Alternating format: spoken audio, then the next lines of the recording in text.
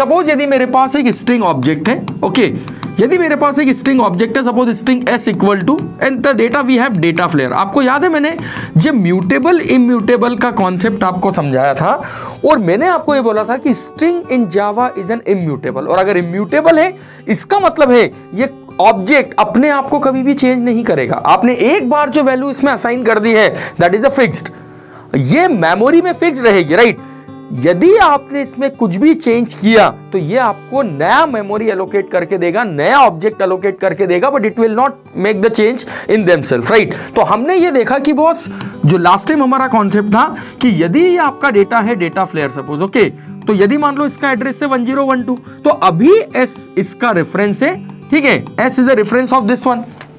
लेकिन यदि मैंने आपसे बोला कि यार बॉस मुझे इस स्ट्रिंग को अपर केस में कन्वर्ट करना है, I need to convert this string into upper case, okay, तो यदि मुझे इसको अपर केस में कन्वर्ट करना है, so now we are talking about the next method. ये method I hope you can understand, length carat, लेकिन इनमें से एक भी मेथड का रिटर्न टाइप स्ट्रिंग नहीं है।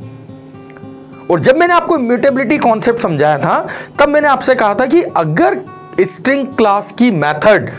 का रिटर्न टाइप स्ट्रिंग है, इसका मतलब यह है कि आपको जो नई स्ट्रिंग मिलेगी वो मेमोरी में नई लोकेशन पे मिलेगी, ये खुद को चेंज नहीं करेगा। जैसे